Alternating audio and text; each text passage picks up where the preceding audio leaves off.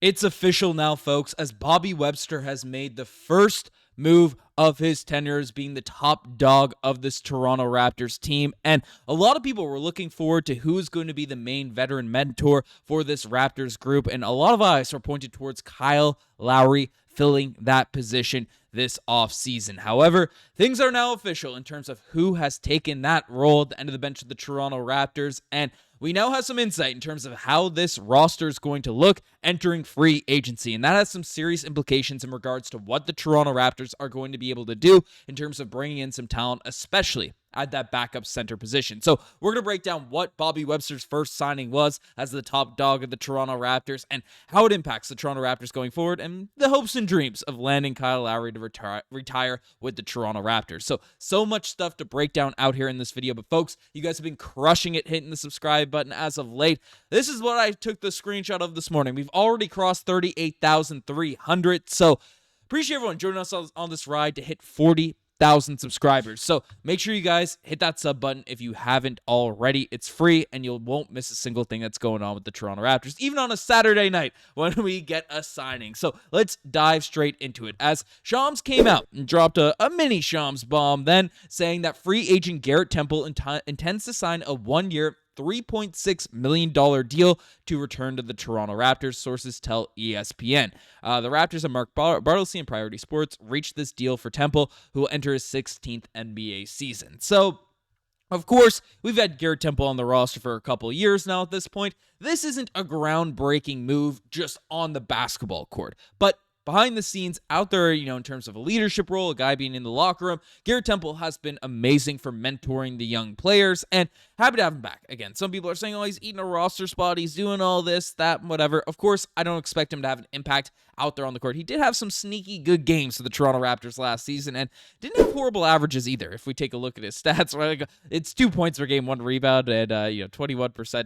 I'm looking at this here, but essentially, Garrett Temple had some big games at the back half of last year. I'm thinking of a stat in my brain when he had some extended run in the last 10 games of the season. But Garrett Temple, of course, 39 years old, isn't going to be an impact player, but an impactful player in the locker room. So happy he's back, but that's not the main implications of what this signing means to the Toronto Raptors, because, of course, this team is entering free agency right now without their president of basketball operations, Masai Ujiri, and an unknown who's going to be filling that role, whether it's Bobby Webster, whether or not. But one thing first is this is positive that Bobby Webster's making moves here now at this point. He's not waiting for this president of basketball operations to get hired, to get brought in order to be a little bit active out there in the trade market as well as free agency. Garrett Temple was signed, brought back quick, and a couple concerns you might have about this in terms of Garrett Temple is, why was this deal done right now? Because Summer League hasn't happened just yet.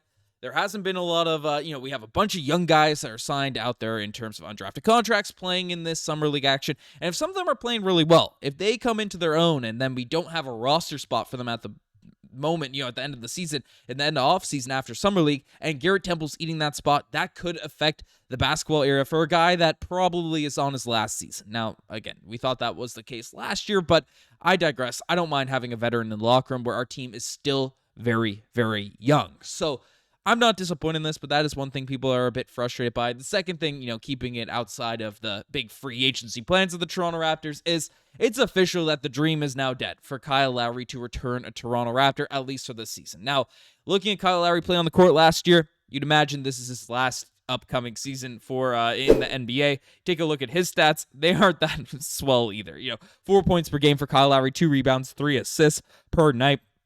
Shooting 33% from the three-point line, 37% on corner threes. He is 39 years old himself. But again, if we're looking for a guy to mentor this team, come off the bench, and being a long tenured Raptor, it would have been cool to have Kyle Lowry back, especially in a season after you fire Masai Ujiri, you part ways with one of the faces of your franchise. It would have been cool to have Lowry back into the mix, back on this team, for this current year. But of course, I don't mind Garrett Temple being back. He's familiar with all the players in the locker room, has those relationships, and a lot of the young guys that are on this team play that similar position to a Garrett Temple. And we can take a look at this here right now in terms of the roster. You have Gradey Dick, you have Rajaković, RJ Barrett's becoming a vet now at this point, but still a relatively young player out there in the NBA. You have AJ Lawson, you have Ochai Agbaji, all these guys, and Jamison Battle as well. All of these guys play that similar position as Garrett Temple, and that experience that Temple has had being in different organizations, being a journeyman throughout his career, and having a long NBA tenure. I mean,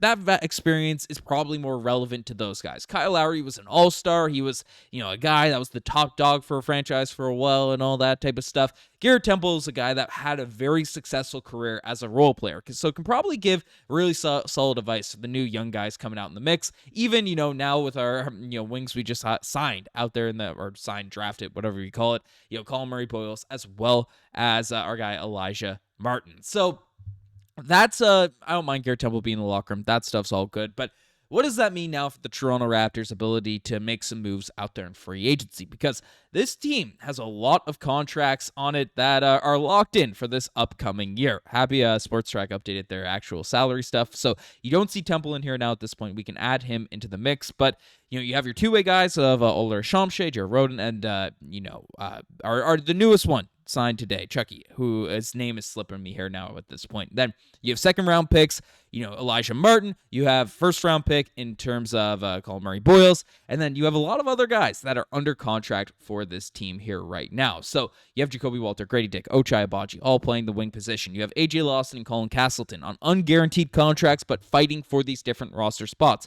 Jamison Battle under contract. Mobo, Shead, all under contract. So again, if a guy like AJ Lawson, who showed flashes of brilliance at the end of last year, they have a really strong summer league. They come out and are really effective for this team. There's an opportunity. There's a possibility where a guy that could contribute as an actual role player for the Toronto Raptors on both ends of the court this upcoming season, in a way that couldn't be the case with a Garrett Temple, just given his age. That roster spot is eaten up. So that is one thing to take into consideration. That is one thing to, reflect on, okay, do we need to make this decision here right now? But I guess, the vets, they want to get paid, and maybe there's demand out there for a vet like Garrett Temple across the NBA, but I digress on that point. But there's a lot of different players out there in the mix on the wings that are getting roster spots, and unless there's a big trade happening, and this is why this signing happening right now indicates to me that there is trades happening. Now, we broke down the last video upload to the channel. Immanuel Quickley and RJ Barrett are still getting shopped. We'll break up that report as well here now at this point, as there's conversations right now that the Raptors are still going to be looking at the trade markets for both RJ Barrett and Immanuel Quickley. Of course, that is coming from Jake Fisher. So the fact that we brought in Temple, we have a loaded roster, we have so many players out there on guaranteed contracts for this Raptors team, signals to me that a move is coming. And as this report, I got to update these graphics now without Masai Ujiri's face in them, but as the reports were saying, the Raptors were trying to land a big fish. And the reason why is because ownership was pushing for it. That's why I broke down in the last video. Make sure you guys watch that. You want all the updates there. But the Toronto Raptors are looking for a big fish. The way to do that is to aggregate young talent together and then acquire those types of guys. So it's I expect trades to be coming. I expect the roster stuff to be handled by the end of free agency, by the end of the summer. And hopefully the backup center position will get addressed in that way, because if there are no moves, if there are no trades, there are minimal avenues for the Toronto Raptors to find a consistent backup center for this team. That's the reality of what's going on. Bobby Webster would have to have some trust, serious trust out there in Oler Shamshe, it being the backup center, or believe that Jonathan Mobo can be a backup five out there if, need be for certain times. Of course, Jakob Poeltl will be the starting center, but if he gets hurt, which he has been at times over the course of his Raptors tenure, then he is going to, we might be in a tough spot in a season where we are trying to get back to competitiveness. So those are all things we'll take a look at. We'll analyze all that stuff as the summer goes along, but the Raptors in a very interesting spot. And as I discussed a few days ago, the writing is on the wall even more. Chris Boucher is definitely out. If this vet signing ended up going to Garrett Temple, $3.6 million the cap during our new cheap era owner of Edward Rogers at this point, then it's going to be no contract there for Chris Boucher. I think that's safe to say now at this point. But let me know what you guys think about all this in the comment section down below. You guys have the best thing as far. Subscribe to the channel if you guys haven't already. Anyways, I'm signing now. Cheers.